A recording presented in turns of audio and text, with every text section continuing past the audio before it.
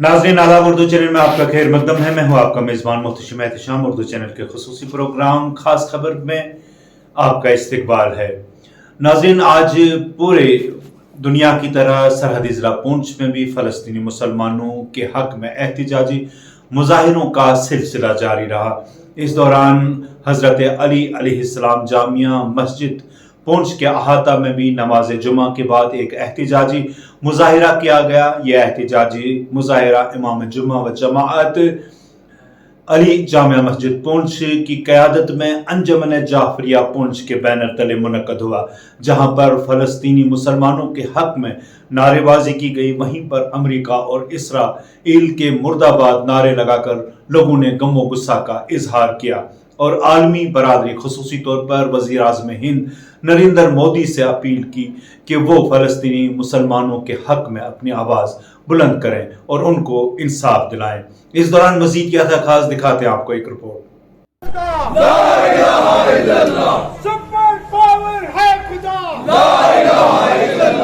America Israel मुर्दाबाद मुर्दाबाद, America Israel मुर्दाबाद मुर्दाबाद, सुपर पावर है खुदा, ला इलाहा इल्लल्लाह, या अल्लाह या अल्लाह। फिलिस्तीन के मुजाहिदों हम तुम्हारे साथ हैं, फिलिस्तीन के मुजाहिदों हम तुम्हारे साथ हैं, हिज़्बुल्लाह के मुजाहिदों हम तुम्हारे साथ हैं, हिज़्बुल्लाह के मुजाहिदों हम तुम्हारे साथ हैं।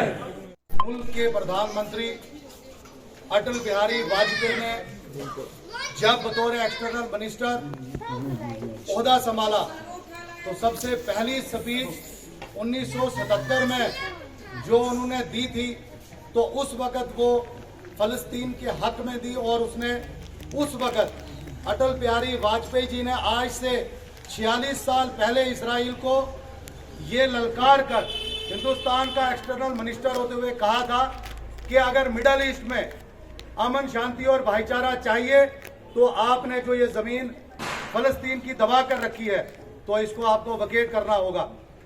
उसके बाद जब हमारे माननीय अटल बिहारी वाजपेयी जी प्रधानमंत्री बने, इस मुल्क के वजीर आजम बने, तो उस वक़्त भी उन्होंने यही इसरार किया और इसराइल को उस वक़्त भी यही कहा कि आपको जितना जल्दी हो सके जो आपने ये ज़मीन गस्ब की हुई है, चाहे वो इसराइल के हैं, चाहे वो फ़लस्तीन के हैं, चाहे वो उस गाजा पट्टी के रहने वाले हैं, हम आज अंजुमन जाफरिया पुंछ की जानब से इस हिंदुस्तान की धरती से इसराइल को ये ललकार रहे हैं कि जितना जल्दी हो सके आप उस अपने मुल्क में अमन शांति और भाईचारा कायम करें। हम नहीं कह रहे वहां की औरतें जो कि इसराइल और फलस्तीन की जॉइंट वेंचर में उन्होंने वहां पर जो है प्रोटेस्ट किए हैं, वहां पर बच्चों को जिंदा जलाया गया है, वहां पर एक हॉस्पिटल पे मिसाइल गिराकर जिसमें कम से कम हजारों लोग जो हैं उसके अंदर वहां पर कत्ल कर दिए गए हैं। हम इस हिंदुस्तान के उस धरती के रहने वाले लोग हैं, उस कम्युनिटी के रहने वाले लोग हैं जो हजरत इमाम हुसैन अलैहिस्सलाम के मानने वाले लोग हैं, जो उस मजलूम का साथ देने वाले लोग हैं जिन्होंने करबला के मैदान में अपने 72 नफूस को कुर्बान किया, लेकिन इंसानियत की बका के लिए उन्होंने अपने घरों को कुर्बान कर दिया। आइए आज हम कसम करते हैं, इरादा करते हैं और कसम करते हैं, जब भी इंसानियत का कत्लेआम होगा एक हिंदुस्तानी होने के नाते हम इसके लिए आवाज बुलंद करेंगे।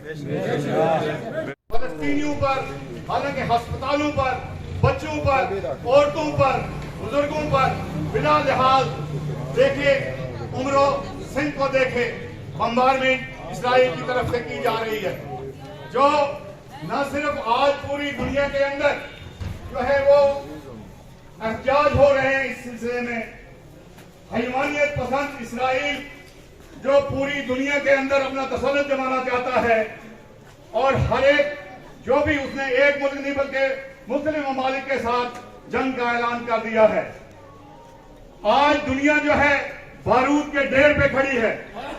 अगर ये सिलसिला जारी रहा तो ये तवील जंग न सिर्फ फलस्तीन के अंदर ही रहेगी बल्कि इसकी लपटें जो है वो दीगर ममालिक में भी दिखाई देंगी और दिखाई दे रही हैं। इस सिलसिला के पेश नजर आज अंजुमन जाफरिया पुंछ की जानिब से एक एहतजाज यहाँ पे किया जा रहा है जो मजलूमों के हक में और जालिमों के खिलाफ है। हम हमेशा जालिमों के खिलाफ एहतजाज करते आए हैं और इंशाल्लाह करते रहेंगे, और हमने हमेशा मजलूमों की हमायत की है और इंशाल्लाह मजलूमों की हमायत ता कयामत जारी और सारी रहेगी। आए गए तमाम तर इक़दाम की पुरजोर मजम्मत करते हैं और हम अपनी सरकार से ये गुजारिश करते हैं कि सफारतकार जो हमारे सफारतकार हैं यहाँ पे, हमारे प्रधानमंत्री जो है वो फौरी तौर पे इसमें अपना एक रोल अदा करें और जंग को बंद करवाने में अपना अहम किरदार अदा करें।